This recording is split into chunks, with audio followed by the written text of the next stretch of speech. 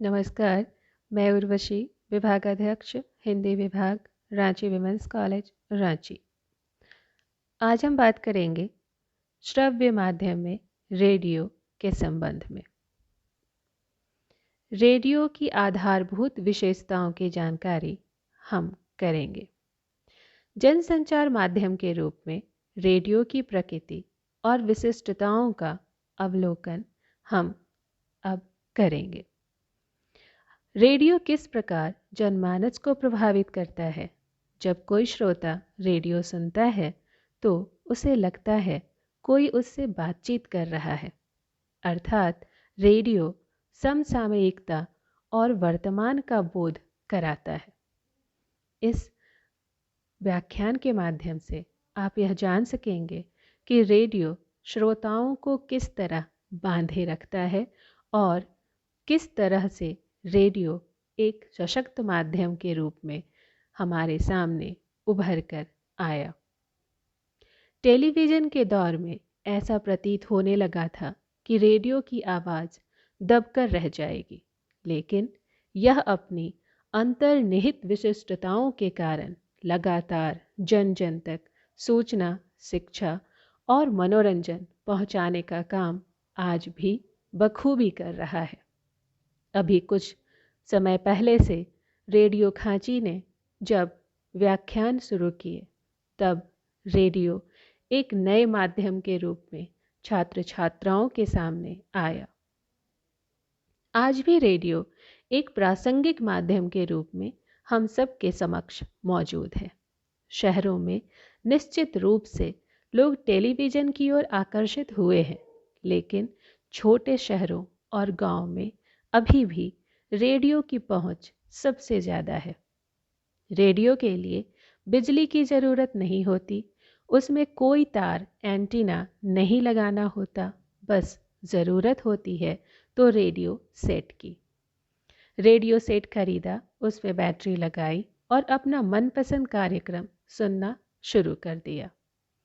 यह कहना अतिशयोक्ति नहीं होगी कि अंधकार के बीच रेडियो एक प्रकाश का काम करता है। जहाँ सड़क नहीं है, बिजली नहीं है, यातायात के साधन मौजूद नहीं है, वहाँ भी रेडियो उपस्थित है। रेडियो श्रोताओं को साथ लेकर चलता है और वह उनकी बुद्धि, सोच और कल्पना शक्ति पर भरोसा करता है। टेलीविज़न की तरह बस श्रोताओं की बुद्धि को कुंद और कुंठित नहीं करता, बल्कि उन्हें विस्तार देता है और सोचने की खुराक देता है। सस्ता, सुलभ और सुविधाजनक माध्यम होने के कारण रेडियो आज भी सभी जनसंचार के माध्यमों में अग्रणी है। जनसंचार के सभी माध्यम रेडियो के सामने फीके हैं।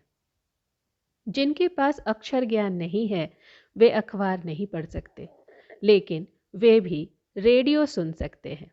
जो लोग अपनी दृष्टिहीनता के कारण न अखबार पढ़ सकते हैं न टेलीविज़न देख सकते हैं, रेडियो उनका साथी भी है और पथ प्रदर्शक भी। तीसरी दुनिया के देशों में रेडियो ही एक ऐसा माध्यम है जिसे वास्तव में जनमाध्यम कहा जा सकता है। रेडियो न केवल जनता का मनोरंजन करता है, बल्कि उन्हें जागरूक भी बनाता है। आजकल रेडियो खास तौर पर प्राइवेट एफएम चैनलों पर मनोरंजन को प्रमुखता दी जाती है, परंतु यह बड़े शहरों तक ही केंद्रित है। जहां की श्रोताओं को आकर्षित करने की दिशा में यह महत्वपूर्ण भूमिका निभा रहा है। सूचना, शिक्षा और जनमत के निर्माण में अभी तक इनकी भूमिका नगण्य है, परंतु आकाशवाणी इसके प्रति प्रतिबद्ध है। प्रसार भारती के प्रयासों से शिक्षा के क्षेत्र में भी ज्ञानवाणी के नाम से एफएम चैनलों की स्थापना की जा रही है। दूर दराज के इलाकों में लोगों को आवश्यक जानकारी प्रदान करने के लिए सामुदायिक रेडियो की भी स्थापना की जा रही है। सामुदायिक रेडियो की संकल्पना वस्तुतः भारत जैसे विकासशील देशों के लिए अपरिहार्य है। केवल मनोरंजन को साधन बनाकर हम रेडियो को अपंग बना देंगे। रेडियो अपनी इन्हीं विशिष्टताओं के कारण आज सभी जनसंचार माध्यमों के लिए एक चुनौती बना हुआ है। आवाज़ का जादू सिर चढ़कर बोलता है और उसके इस जादू का उपयोग राष्ट्र के निर्माण के लिए किया जाना उचित है। भारत के संदर्भ में यदि कहा जाए कि रेडियो ही एक ऐसा माध्यम है जो देश के लगभग सभी लोगों के पास अपने प्रभावी कार्यक्रमों के द्वारा पहुंचता है, तो अतिशयोक्ति नहीं होगी। सूचना एवं मनोरंजन की दृष्टि से रेडियो ही ग्रामीण क्षेत्रों में अत्यधिक प्रचलित है। इसी कारण रेडियो माध्यम की विशेषताओं को समझना आवश्यक हो जाता है, ताकि जिन कार्यक्रमों का निर्माण किया जाए उनमें इसकी विशेषताओं को ध्यान में रखा जाए। रेडियो एक श्रव्य माध्यम होने के कारण सभी वर्ग के श्रोता समूहों को आवश्यकतानुसार अपनी कल्पना शक्ति का उपयोग कर कार्यक्रम को समझने में मदद करता है। इसके कार्यक्रम को समझने के लिए किसी का साक्षर होना आवश्यक नहीं है। इसके सारे कार्यक्रम हर वर्ग को समझने के लायक होते हैं, हर वर्ग के उपयोग के होते हैं। रेडियो द्वारा श्रोताओं को अपने कार्यस्थल पर ही समीपस्थ घटनाओं से लेकर संसार के कोने कोने में घट रही घटनाओं की जानकारी रखने का त्वरित अवसर प्राप्त होता है, जैसे प्राकृतिक आपदाएं, मानवीय गतिविधियां तथा विशेष उपलब्धियों की जानकारी आदि। रेडियो मानो मानव की उंगलियों पर संचालित कठपुतली हो, क्योंकि रेडियो का बटन थोड़ा सा घुमाकर कोई भी व्यक्ति दुनिया के एक कोने से दूसरे कोने में पहुंच जाता है।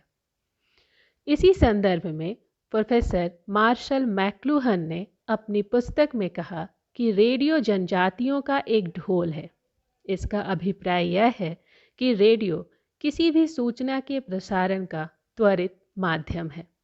रेडियो माध्यम के लचीलेपन से तात्पर्य यह है कि श्रोता भी कार्यक्रम में संप्रेषक के रूप में भाग ले सकते हैं, जिससे उन कार्यक्रमों की विश्वसनीयता बढ़ जाती है। इसमें सामान्य श्रोता भी किसी अपनी बात को प्रभावी ढंग से कह सकता है। वह कहीं भी किसी भी स्थिति में इस कार्यक्रम को सुन सकता है, उसका आनंद उठा सकता है। रेडियो माध्यम एक ध्वनि मात्र का माध्यम होते हुए भी निर्धन एवं पिछड़े वर्गों को उनके जीवन स्तर का बोध करा के प्रगति पथ पर चलने हेतु आह्वान करता है। रेडियो की विशेषताएं यह भी है कि रेडियो एक जनसंचार माध्यम होते हुए भी प्रत्येक श्रोता से संप्रेषण करता है एवं जनसमूह को अपने विकास के साथ साथ राष्ट्रीय विकास में भी भागीदारी निभाने के लिए प्रेरित करता है। रेडियो कार्यक्रम अपने लक्ष्य समूह में जीवन संबंधी महत्वपूर्ण बातों जैसे रोजगार, स्वास्थ्य, शिक्षा, व्यवसाय तथा अनेक ज्ञानवर्धक सूचनाओं आदि को शामिल करता है।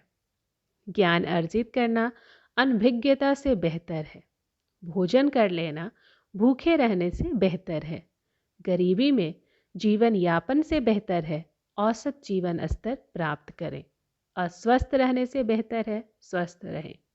राष्ट्र निर्माण में सहभागी होना अकर्मण्यता से बेहतर है। रेडियो कोई तकनीकी संदूक नहीं, अपितु जीवंत और प्रगतिशील सूचना एवं मनोरंजन के खजाने का भंडार है। धन्यवाद।